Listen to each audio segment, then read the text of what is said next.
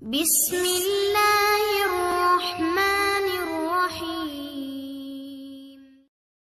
حضرت عمر فاروق رضی اللہ تعالیٰ عنہ کے پاس صحابہ کرام جمع ہو کے آئے۔ کون سا ایسا شخص ہے جس کی تنخواہ میں اضافہ ہو جائے؟ تو لوگ کہتے ہیں نہیں نہیں مجھے نہیں چاہیے، پر ہم نے وہ لوگ دیکھے ہیں۔ حاجی صادق صاحب کو مسجد والوں نے کہا 1000 روپیہ تنخواہ بڑھانی ہے، تو حاجی صاحب کہنے لگے میرا بڑا سونا گزارا ہوں میں نے نہیں بڑھے نے۔ حضرت سیدنا عمر فاروق رضی اللہ عنہ صحابہ اکٹھے ہو کے گئے، کہنے لگے عمر حضور کے زمانے میں بظاہر غربت رہی، جناب صدیق اکبر کے زمانے میں غربت، اب تو بڑی ریل پیل ہے، بحرین سے لاکھوں کا مال آتا ہے، آپ کو بڑے بڑے سفیر ملنے آتے ہیں، پر آپ وہی پرانا کرتا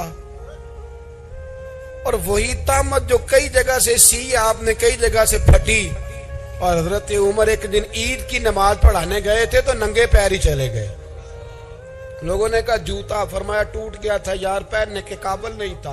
فرمایا ننگے پیر آ گئے ہو، لوگ کیا کہیں گے؟ فرمایا چھوڑو، عمر کے پاؤں ننگے ہیں لیکن عمر کے کردار میں تو کوئی شک نہیں نا، پیر ہی ننگے ہیں نا، کیا ہوا؟ چھوڑو اس بات، کوئی پیار نہیں دنیا داری سے، دولت سے کوئی چکر ہی نہیں۔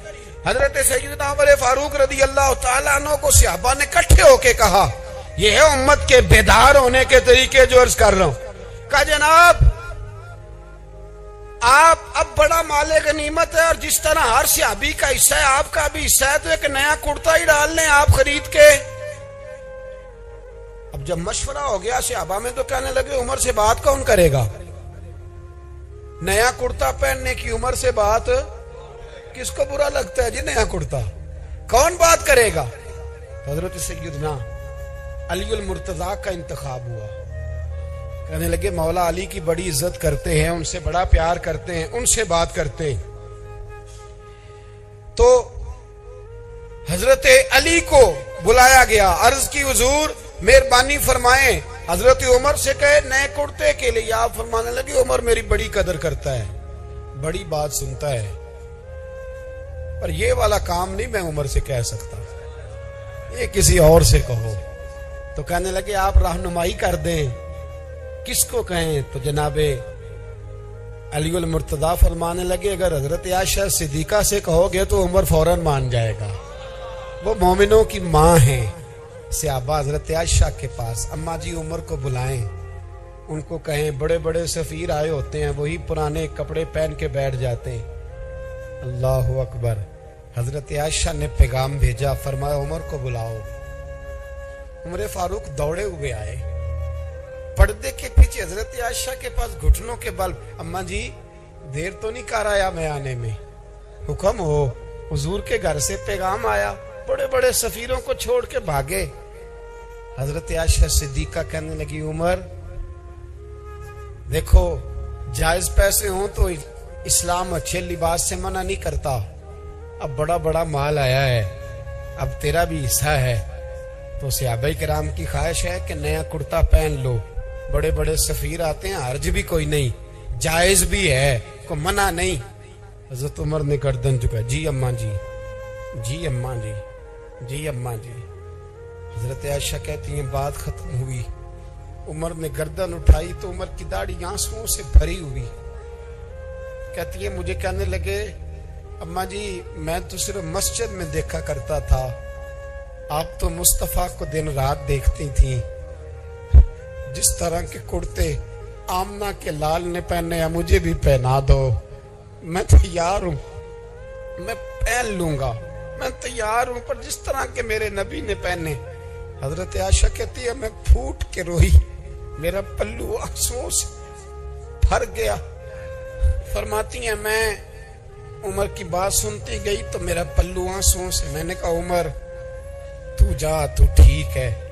فرماتی ہے عمر فاروق سلام کر کے اٹھے، امیر المومنین چلے گئے، اس کونے میں صحابہ چھپے ہوئے تھے، وہ آئے، کہا اماں جی کیا بات ہوئی؟ تو میں پھر رو پڑی، میں نے کہا کیا بتاؤں، تمہیں پرانے کرتے نظر آتے ہیں، اسے محمد عربی کے جلوے نظر آتے ہیں، اسے رسول اللہ کا رنگ نظر آتا ہے، اسے وہ غلامی نظر آتی ہے۔ عمر کو دنیا سے پیار، اور دنیا سے پیار نہیں تھا، دعا پتہ کیا تھی؟ یوں جھولی اٹھا کے اللہ مرزقنا शहादतन फी सबीलिक वजल मौत फी बलद हबीबिक। अल्लाह उम्र को बिस्तरे वाली मौत ना देना, मौत शहादत की देना। पर मैं मैदान में जाके नहीं मरना चाहता, मुझे रसूलुल्लाह के शहर में मौत चाहिए, बाहर जाके नहीं। यही मैदान लगे मदीने में, यही मौत आए, असबाब बना। मैं मदीना भी नहीं छोड़ना चाहता। ओ भाई, इन लोगों को नहीं प्यार था। जनाब सिद्दीक अकबर का विसाल हुआ तो जहर के असर से, वो जो आपको जहर लगा था, बाद मुफस्सिरीन ने लिखा है कभी कभी वो जो सांप ने डसा था तो कभी कभी उसका असर आता था, बस अल्लाह ने शहादत देनी थी कभी कभी, वरना तो बड़ी शिफाएं थी। हजरत उमर शहीद, हजरत उस्मान, जनाब अली, इमाम हसन, इमाम हुसैन, अली अकबर, अली असगर, हजरत अब्बास, हजरत साद बिन मुआज, हजरत अमीर हमजा, मुसअब इब्ने उमैर। मेरे महबूब ने तो लिस्ट बनाई शहीदों की, लिस्ट बनाई शहीदों की। शहादत से प्यार किया रसूलुल्लाह सल्लल्लाहु अलैहि वसल्लम के गुलामों ने, प्यार किया शहादत से। इसीलिए तो काफिर उठ नहीं सका कि शहादत से हजरत साद बिन मुआज रदी अल्लाह तआला अन्हु को जख्म लग गया, जंग से जिंदा आ गए लेकिन जख्म है, रो के कहने लगे महबूबा सारे शहीद हो गए, मैं ऐसे ही रह गया। हुजूर ने फरमाया नहीं, रब तुझे भी शहादत की मौत ही अता फरमाएगा। उसी जख्म में पर्दा हो गया। मेरे भाई हजरत अमर बिन जमू रदी अल्लाह तआला अन्हु 4 बेटे लेके उहद के मैदान में आए। कहा महबूबा मेरे 4 ही थे, मैं सारे ले आया हूं, सारे ही कबूल है? मैं ठीक है। फिर खुद भी जीरा पहन ली, एक टांग से लंगड़े थे, टांग छोटी थी। हुजूर ने फरमाया तूने क्यों लिबास पहन लिया है? कहा हुजूर मैंने भी तो जिहाद पे जाना है ना। हुजूर ने फरमाया तेरे 4 बेटे जो जा रहे हैं। तो कहा या रसूलल्लाह क्या लंगड़े जन्नत में नहीं जा सकते? हुजूर लंगड़े अल्लाह को कबूल नहीं, मैं नहीं जा सकता। तो मेरे नबी पाक सल्लल्लाहु अलैहि वसल्लम ने फरमाया नहीं, जन्नत तो तेरा इंतजार कर रही है। कहा हुजूर फिर मैं भी जाऊंगा, बच्चे जाएंगे तो मैं भी जाऊंगा। एक बीबी ओहद के दिन 3 साल का बच्चा लेके घर से निकली। बीबियों को कहती है मेरा खामद भी बदर में शहीद हुआ, भाई भी और बाप भी। आज हुजूर ने फिर बुलाया है, दिल करता था कोई जवान बेटा होता तो मैं पेश करती, पर अब मेरे पास ये 3 साल का ही है। बच्चा लिया मदीने में, मस्जिद नबवी में। हजरत बिलाल से कहने लगी 2 मिनट हुजूर का दीदार चाहिए। नबी पाक आए, कैसे आई हो? कहने लगी महबूबा मैं शहीद की बेटी, शहीद की बहन, शहीद की बेवा हूं, मेरे पास अब जवान तो कोई नहीं, ये 3 साल का ही है। हुजूर ने मुस्कुरा के फरमाया ये करेगा क्या करेगा? कहने लगी हुजूर सुना है असला थोड़ा है, ढाल की जरूरत है, लोहे की ढाल होती थी, जब तलवार आती थी तो आगे की जाती थी। कहा महबूबा मेरा शहीद की अम्मा बनने को बड़ा दिल करता है, ये मेरा 3 साल का ले जाओ, जब तीर आपकी तरफ आया तो मेरा बेटा आगे कर देना, ये ढाल का काम तो देगा ना। हंसते हुए महबूब की आंखों में आंसू आए, बच्चे को पकड़ के सीने से लगाया, माथा चूमा, फरमाया जा तेरे साथ वादा है, कयामत के दिन तुझे शहीद की अम्मा कह के पुकारा जाएगा, वादा है तेरे साथ तुझे शहीद की। मेरे भाई मरने को दिल नहीं मुसलमान। मेरे नबी पाक सल्लल्लाहु अलैहि वसल्लम ने फरमाया जिसके दिल में कभी शहादत की आरजू पैदा नहीं हुई, उसके सीने में धड़कने वाला दिल मोमिन का है ही नहीं, वो तो मुनाफिक है। जो कभी दीन के रास्ते में शहीद होने को, मेरे भाइयों दीन को बड़ी जरूरत है, बड़ी जरूरत है, बड़ी। ए खासान रसूल वक्त दुआ है, उम्मत पे तेरी आके अजब वक्त पड़ा है। वो दीन जो बड़ी शान से निकला था वतन से, परदेश में वो आज गरीबुल गुरबा है। फरियाद है ए कश्ती उम्मत के निगहबां, बेड़ा ये तबाही के करीब आन लगा है। और एक शायर कलम तोड़ गया, कहने लगा तुझसे फरियाद है ए गुंबद खजरा वाले, तुझसे फरियाद है اے گنبد خضرا والے، کعبے والوں کو ستاتے ہیں کلیسا والے، تجھ سے فریاد اے گنبد خضرا، اپنے اندر دین کا درد پیدا کرو، ذوق پیدا کرو، مسلمان بن کے جینا سیکھو۔ جب کوئی برادری پوچھے تو کہو میں محمدی ہوتا ہوں، میں مصطفی ہوتا ہوں، میں رسول اللہ کا غلام ہوتا ہوں، میں پہلے مسلمان ہوں، باقی کچھ بعد میں ہوں۔ خدا را اپنے گھر میں پردہ کراؤ، خدا را رزق حلال کھاؤ، اگر پردے نہ ہو، رزق حلال نہ ہو تو جذبہ جہاد پیدا نہیں ہوتا۔ خدا را اپنے اندر انقلاب برپا کرو، دین کے لیے جینا سیکھو۔ دین بڑا تڑپتا ہے، دین بڑا روتا ہے۔ رسول اللہ آج تجارت کرنے والے ملتے ہیں، آج سیاست کرنے والے ملتے ہیں، دین والے نہیں ملتے، دین کے درد والے نہیں ملتے۔ اپیل ہے آپ سے، آج رات 2 نفل پڑھ کے اور کچھ نہ ہو سکے تو مسلمانوں کے لیے دعا ضرور کر دینا، ان کے لیے دعا ضرور کر دینا۔ نے آپ کو بیدار کرو، بیدار کرو۔ بھئی ہم تو آج تک اس لیے ڈر رہے ہیں کہ ہمارا چہرہ ہی نبی پاک جیسا نہیں بن سکا، تو داڑھی رکھنے میں بھی ہم ڈرتے ہیں، نمازی بننے، مسجد آباد کرنے میں، مسلمان کہلانے میں ابھی تک خوف ہے۔ تو بتلاؤ نا، اس سے آگے بات کب چلے گی؟ جہاد کی بات تو بڑی آگے جا کے ہے۔ بدل جاؤ، رسول اللہ کا غلام بن کے جینا سیکھو، نبی پاک صلی اللہ علیہ وسلم کی غلامی کا پٹا اپنے گلے میں ڈالو۔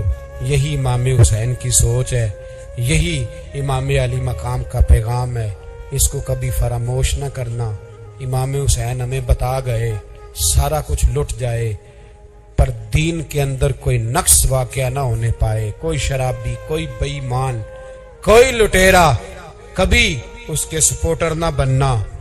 ہمیشہ وہ کسی شاعر نے کہا تھا، ہم سے نہ رقم ہوں گے قصیدے یزید کے۔ کسی نے کہا کسی ظالم نے میری سپورٹ کر، میری بات کر، تو اس نے کہا ہم سے نہ رقم ہوں گے قصیدے یزید کے، کیونکہ ہم لوگ تو حسین کے سیرت نگار ہیں، ہم لوگ تو حسین کے سیرت نگار ہیں۔